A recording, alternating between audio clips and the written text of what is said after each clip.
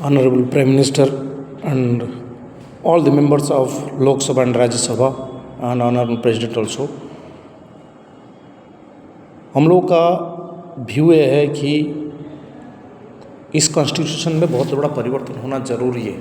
समय के हिसाब से कॉन्स्टिट्यूशन में चेंज होना ज़रूरी है और जो भी परिवर्तन होगा उसको आप लोग करने के बाद हर कॉलेज हर प्रोफेसर का पास जाना चाहिए और एक पब्लिक वोटिंग होना ज़रूरी है। इससे आपका ऊपर प्रॉब्लम नहीं आएगा और पब्लिक वोटिंग के बाद कोई भी सुप्रीम कोर्ट इसको चेंज नहीं करेगा। सुप्रीम कोर्ट का भी इस संविधान में चेंजेस बहुत ज़रूरी है। वक्त के हिसाब से इस संविधान को अपडेटेड करके करना बहुत बार अमेंडमेंट है, ये कम्प्लीटली एक रिफॉर्म करना ज़रूरी है। अदरवाइज़ आने वाला वक्त इस संविधान को लेकर देश नहीं चल पाएगा। डेवलपमेंट खाली ये मारपीट झमेला में जाएगा, इंसानियत भी नहीं रहेगा। अगर कोई फंडामेंटल राइट्स मांगता है, पहली बात तो उसको फंडामेंटल ड्यूटीज भी दिया जाए।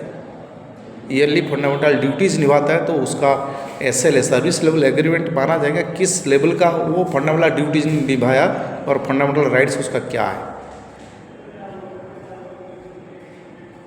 इस कॉन्स्टिट्यूशन में दूसरा पॉइंट, सबसे बड़ा पॉइंट ये है कि जिस तरह से जात पता चल रहा है, हर एक इंडियन का नाम के आगे जात नहीं, अपना एरिया का टाइटल रखिए। सपोज हरियाणा का है तो एज, फिर इंडियन, अगर वो 3 क्लास का होते हैं, एक हाई, एक मिडिल, एक लो, L, H और M, वो ऑप्शनल है, समय के हिसाब से चेंज होता रहेगा। तो कोई भी जात जैसे खान हुआ, सिंह हुआ, सो XYZ जो भी हुआ वो ना रहे। गरीब का कोई जाति नहीं होता है, मध्यम वर्ग का कोई जात नहीं होता, अमीर का कोई जात नहीं होता। ये बड़ा चेंजेस होना ज़रूरी है। उसके साथ साथ जितने भी एडमिनिस्ट्रेटिव एग्जीक्यूटिव सिस्टम है उसमें भी बहुत बड़ा परिवर्तन होना चाहिए। आज भी का regional traditional region and religion का बहुत बड़ा डिफरेंसेस है इंडिया में, वेरियस प्लेस टू प्लेस। तो जो भी आप UCC ला रहे हो, लॉ ला रहे हो, आप उसको स्टेट वाइज अप्रूव जो करेगा उस स्टेट को उसी हिसाब से उसको एग्जीक्यूट करना है और वोटिंग में अप्रूव होगा ओवरऑल। अब ये कई चेंजेस, बड़ा चेंजेस होना ज़रूरी है और क्या चेंजेस होना उसको वोटिंग करके आप प्लीज़ इसको रिफॉर्म करवाइए।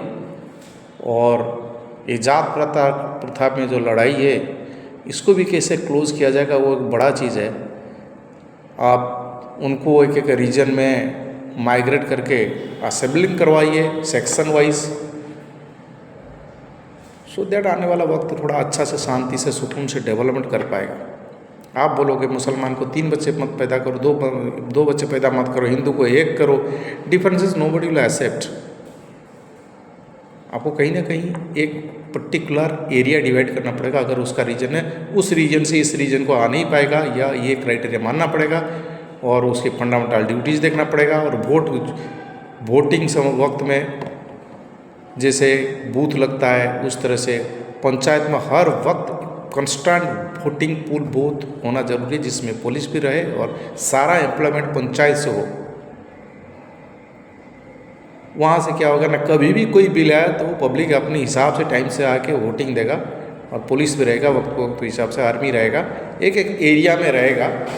ये फंडामेंटल ड्यूटीज़ में आएगा, देना पड़ेगा भाई। तो प्लीज़ आप उसको थोड़ा सा डेवलपमेंट करवाइए। बोथ अपोजिशन और पोजीशन जो भी है समय के हिसाब से जिस स्टेट को जिस तरह से लागू करना है वो अपनी हिसाब से लागू करेगा। अपनी कॉन्स्टिट्यूशन का डिफरेंस बहुत आ रहा है और आने वाला टाइम में रीजनल फाइट और रिलीजन फाइट बढ़ जाएगा नहीं तो, अगर आप चेंजेस नहीं ला रहे हो। मेरा ये रिक्वेस्ट है, ये इंडिया जो है एक land of emotions and blind belief में है। यहाँ के सारे इंसान जो है, चाहे इंडिया हो, बांग्लादेश हो, पाकिस्तान, ये लैंड में इमोशंस ज़्यादा है। तो प्लीज़ आप कंसिडर कीजिए। Thank you.